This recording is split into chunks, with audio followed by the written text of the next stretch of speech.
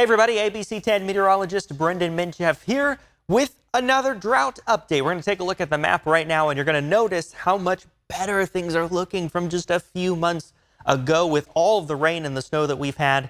Here's how the numbers stack up right now. So no drought for over 55% of the state. In the abnormally dry category is technically not drought either. That's another 16.5%. And that is the bulk of the state at this point. So Central Valley, remember just a few months ago, Fresno, there was horrible drought there, exceptional drought. The bullseye was right there, and it just took a long time to get rid of it. But now that's totally gone. That part of the valley is totally out of drought. All of the coast is out of drought. Southern California, LA, and San Diego out of drought. And now finally, drought has been removed from the Sacramento Valley. So we're still in that abnormally dry yellow color there. But again, that is either entering drought or recovering drought. And obviously in our case, we are recovering from drought there. So that's finally gone. That's lifted. Still do have some moderately dry conditions, that moderate drought there for the northern part of the valley, really the Klamath Basin. And remember, the Klamath River Basin, one of the areas where the governor had pointed out we're still pretty dry, and we're still going to be seeing some impacts of drought there. 26% of the state. The other part of the state where we're still seeing drought is down in the deserts of Southern California. Still see that moderate, and only about 2% of the state in that severe drought as well. Also, Colorado River, we are still seeing some drought along the river down in Southern California. That is the other spot where the governor had pointed out in his press conference a couple weeks ago that we're still going to see those impacts of drought, but the Colorado is more of a southwestern issue and not just California. As we look at the drought comparison, it's the best the map has been since February 18th, 2020, with a drought score of 70. That's what the map looked like then. This is what it looks like now, drought score of 75. Again, the best the drought map has looked in 3 years. It's been a while. When we actually look at the rainfall we've seen, of course, it is a brand new month, so we really haven't seen anything in April just yet. But as the season as a whole has progressed, we've now crossed the 25.5-inch mark. You can see that there. Average to date for the water year, which started on October 30th, is 16.5 inches. So we are 9 inches plus to the good at downtown Sacramento right now. And it is not just Sacramento that's doing so well with the rain. All of California has had a very good, rainy and snowy water year to this point. Now, we've been looking at this map for a few weeks now.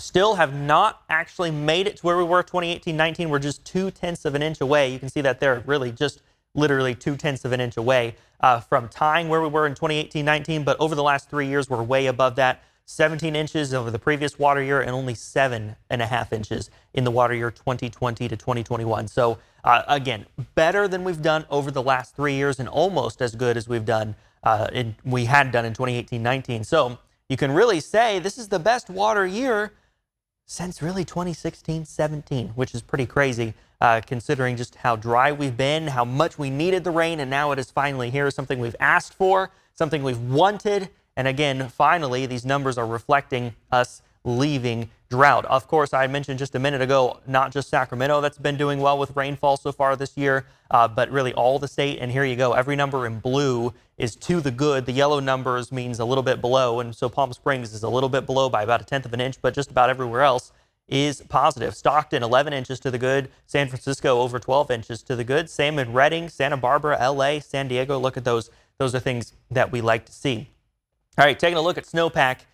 Coming up on that April 1st snow survey, which will be done on Monday, April 3rd. And that is going to be the peak snowpack survey. That'll be really, we're not going to see the snowpack any greater than what is going to be measured at the Phillips station on April 3rd. So as we look at Northern Sierra from the automated stations, 191% of the April 1st average. Central Sierra, 234% of April 1st average, and the Southern Sierra, 297% of that April 1st average. I think I've said this just about every video over the last several weeks. This is essentially 3 years worth of snow that has fallen in just one winter in the Southern Sierra. But as we're going to talk about in just a second, that is a double-edged sword. It's not all good news per se. Major water supply reservoirs, we take a look at these every week as well. Shasta, 83% capacity, 105% of average. Oroville, 82% capacity, 116% of average. Folsom, 68% capacity and 108% of average. Looking a little further south, though, down in the San Joaquin Valley, these reservoirs are a lot fuller. Granted, they are smaller, but we've also seen more rain and more snowmelt as well. So New Melones, 58% capacity, 94% of average. Don Pedro Reservoir, 86% capacity, 115% of average. And the San Luis, look at this, 98% capacity. That's 114% of average. That is just about full down there, and that is a reflection of how much water there is still up in the mountains. I want to show you this video of New Melones. This was sent to us by Christopher Andrew Camp. Take a look at this drone video of the reservoir there. So much water, and also notice just how green everything is. I mean, this is what we want to see, right? With all the water that we've had, some of these beautiful shots, just a reflection of all the rain and the snow. But I do want to say, again, kind of a double-edged sword. If you've got video just about anywhere from California, we want to see it. If you're watching from Southern California or watching from far Northern California or right here at home in the Sacramento area, get the ABC 10 app if you would, because you can actually send us that video. We can feature it here. We can take a look at it. Again, these drought updates reach a lot of people all across the state of California on YouTube.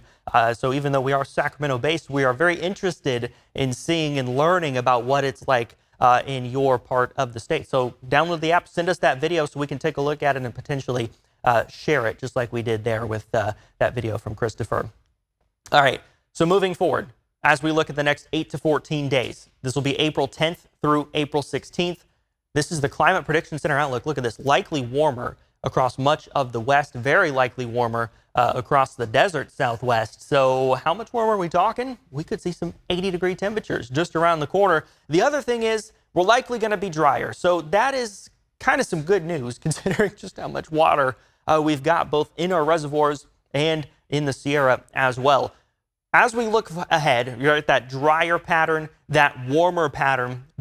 Potentially one last system is going to come through, give us some snow in the Sierra. It's going to keep us cooler, highs in the 50s. High pressure then builds in after that. We're going to be much warmer. So as we go in towards the Easter holiday weekend, again, temperatures are going to be near 80 degrees. In fact, the day after Easter, we could be looking at temperatures in the 80s. We're going to be 9 to 10 degrees above average for this time of year, with highs in the upper 70s, about 79 for Easter, 81 degrees for the day after that. And it's not just those 2 days. We could see 3 or 4 days with highs right near or just above 80 degrees. Now, we've had a very cold winter and a very cold spring as well, right? I mean, I don't have to tell you guys that. You're all well aware of just how cold it's been. We've had only 3 70-degree plus days so far at downtown Sacramento and no 80-degree days. Normally, to this point in the year, in the calendar year, we've had 19 70-degree days, 70-degree day plus or warmer, right? So a temperature of at least 70 degrees happened 19 times. When it comes to 80 degrees, normally we've already had 3 days with a high temperature of at least 80 degrees.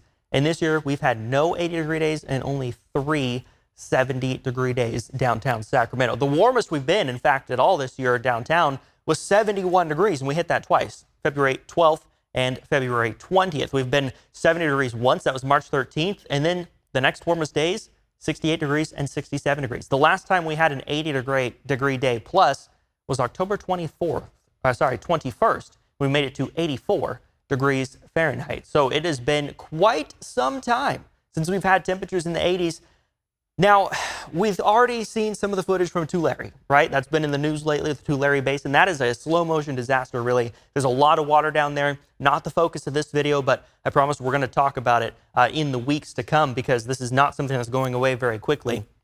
We've also seen how rivers are continuing to run high and run fast because of how much rain we've had and the snow melt.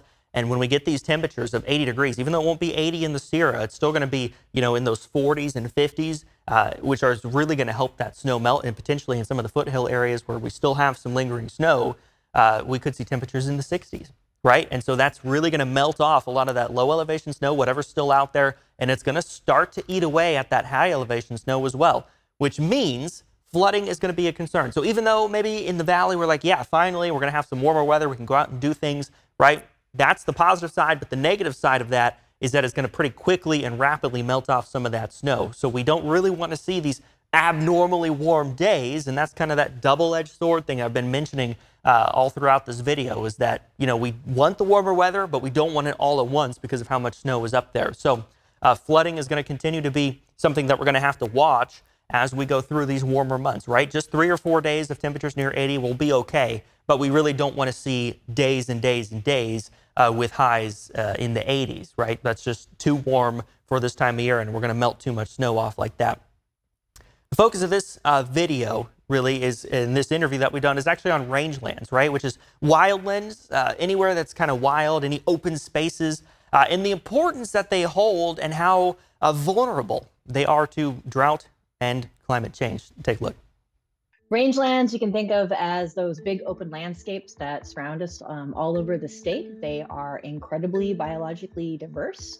They range from arid deserts and shrublands to more mesic grasslands and woodlands, and even a lot of our forest lands up in the high Sierras. Leslie Roach with UC Davis has spent a lot of time studying and working with rangelands. Our, California's annual grasslands are actually one of the biodiversity hotspots in the world, and so they host thousands of different wildlife species, plant species. They also lots of habitat. Also, they have, just by the sheer extent of rangelands, which cover a little over half of California's land. There's a lot of soil organic carbon sequestration benefits for as that land use as a total. And so a lot of these, we tend to call them like ecosystem services or benefits to people. And also, about 2/3 of our surface waters from the state of California pass through or are stored on these lands. So there's a lot of interconnectivity of these rangelands to pretty much everyone who lives in California. They are such an important part of our landscape in California, yet they are also some of the most vulnerable to drought and climate change. For rangelands, which is largely rain-fed agriculture, drought is always looming, as we say. Drought has really had a shaping force on these lands for millennia. The communities that live, work, and depend on these lands are potentially some of the most vulnerable to drought, because they are dependent on such a climate-sensitive resource. They depend on rainfall for the production of grass to support their livestock. And so really, drought is really the rule rather than the exception. The amount of precipitation is important. I think we're good this year, but the amount is important. But also really critical is the timing of that precipitation for growth. The fall rains are really important, but so also are the spring rains. And then also that precipitation needs to come at a time that's also has good growth conditions temperature-wise. And so, much of the year when it's raining, it's usually colder, and so we don't get a lot of plant growth then.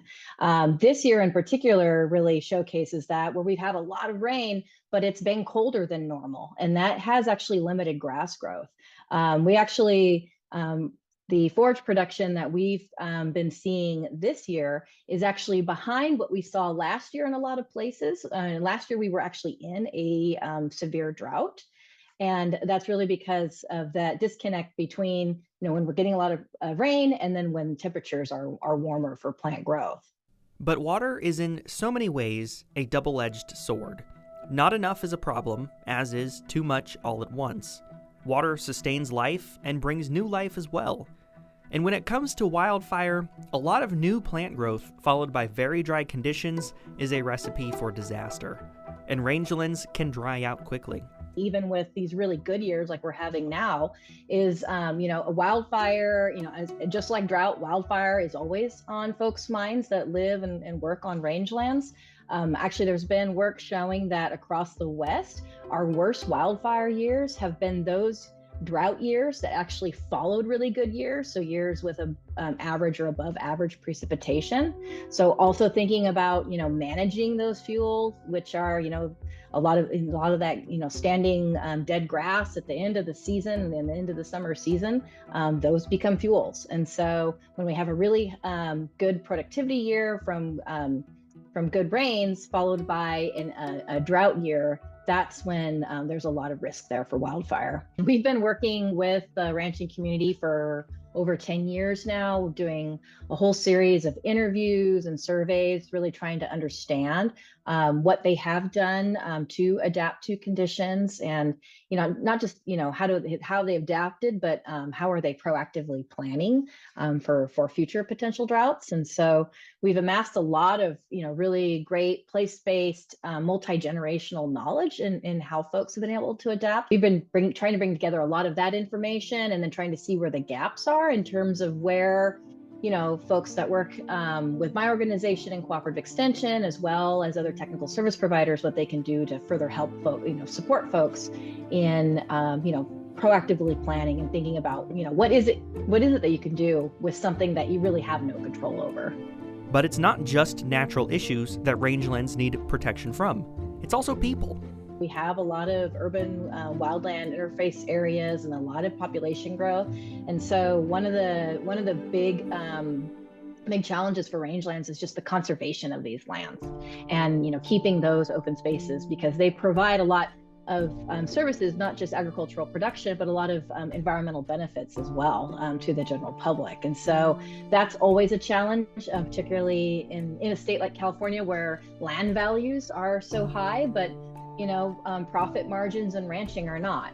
We always need to be, thinking about, we could always go into a drought year. I think as we move forward for the future of rangelands, we have, there's a lot of threats, with the increasingly variable climate, with these extreme events like severe wildfires and severe drought. It's going to, take, all hands on deck really to think about how we can sustain and conserve these lands.